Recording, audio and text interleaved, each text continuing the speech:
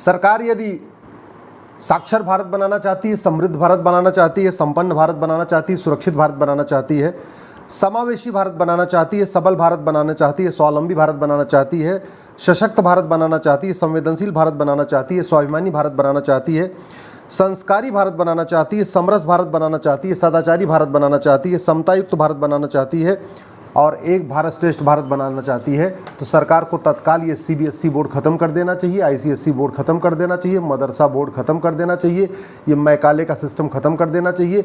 जब तक भारत में मैकाले एजुकेशन सिस्टम रहेगा, मिशनरी एजुकेशन सिस्टम रहेगा और मदरसा एजुकेशन सिस्टम रहेगा, तब तक न एक भारत श्रेष्ठ भारत बन पाएगा, न भारत विश्वगुरु बन पाएगा।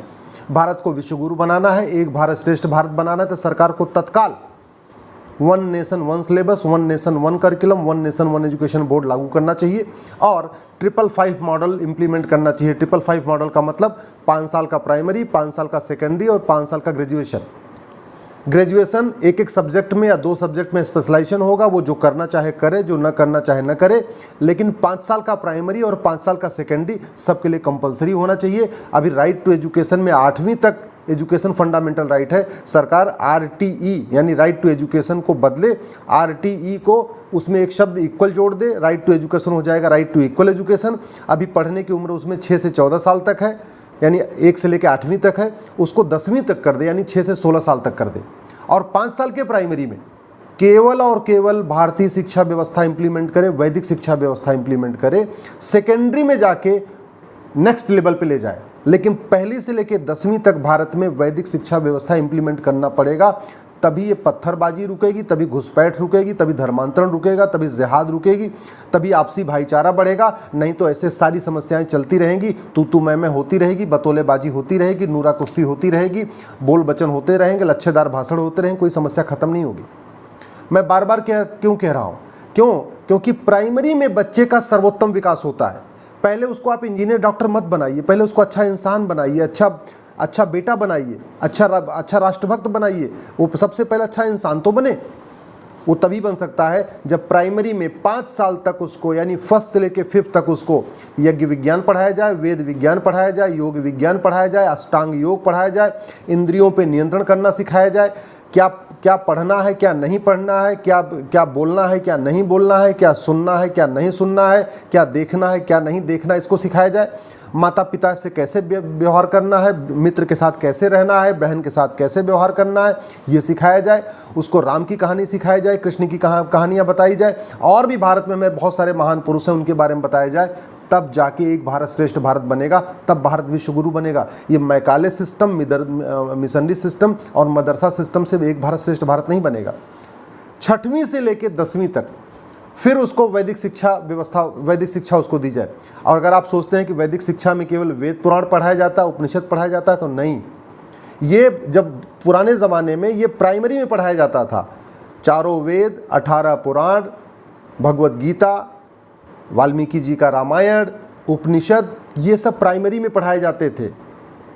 सेकेंडरी में तो इनफैक्ट साइंस पढ़ाया जाता था। और जो अगर आप सोचते हैं कि पहले जब वैदिक शिक्षा थी साइंस नहीं थी, आज से ज़्यादा साइंस थी। उदाहरण के लिए अभी तो केवल हम 5 विषय या 8 विषय 7 विषय पढ़ते हैं, पहले हम 20 विषय पढ़ते थे।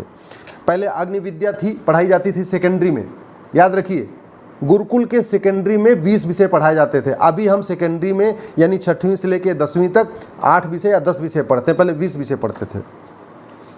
पहले सेकेंडरी में अग्नि विद्या थी जिसको मेटलर्जी कहते हैं, वायु विद्या थी जिसको एरोनॉटिक्स कहते हैं, पहले जल विद्या थी जिसको नेविगेशन कहते हैं, अंतरिक्ष विद्या पढ़ाई जाती थी जिसको स्पेस साइंस कहते हैं, पृथ्वी विद्या पढ़ाई जाती थी जिसको हम अर्थ स्टडी कहते हैं, सूर्य विद्या पढ़ाई जाती है जिसको सन स्टडी कहते हैं, चंद्र विद्या पढ़ाई जाती है जिसको हम लूनार स्टडी कहते हैं, मेघ विद्या पढ़ाई जाती थी, वेदर फोरकास्ट पढ़ाया जाता था, पदार्थ विद्या अर्थात बैटरी साइंस पढ़ाया जाता था, बैटरी कैसे काम करती है, बैटरी कैसे बनती है, सौर ऊर्जा के बारे में पढ़ाया जाता था जिसको हम सोलर स्टडी कहते हैं, दिन रात के बारे में पढ़ाया जाता था, दिन रात कैसे होता है, क्या इसका सर्किल है, डे नाइट स्टडी पढ़ाई जाती थी, सृष्टि विद्या पढ़ाई जाती थी जिसको स्पेस साइंस कहते हैं हम, खगोल विद्या पढ़ाई जाती थी जिसको हम एस्ट्रोनॉमी कहते हैं, भूगोल पढ़ाया जाता था जिसको हम आज की डेट में ज्योग्राफी कहते हैं, काल विद्या पढ़ाई जाती थी पहले जिसको हम टाइम स्टडी कहते हैं, भूगर्भ विद्या पढ़ाई जाती थी जिसको हम आज की डेट में माइनिंग कहते हैं, रत्न और धातु विद्या पढ़ाई जाती थी जिसको जेम्स एंड मेटल्स कहते हैं, आकर्षण विद्या पढ़ाई जाती थी जिसको हम ग्रेविटी कहते हैं। ये न्यूटन ने ग्रेविटी का सिद्धांत नहीं खोजा है, हजारों साल पहले हमारे हमारे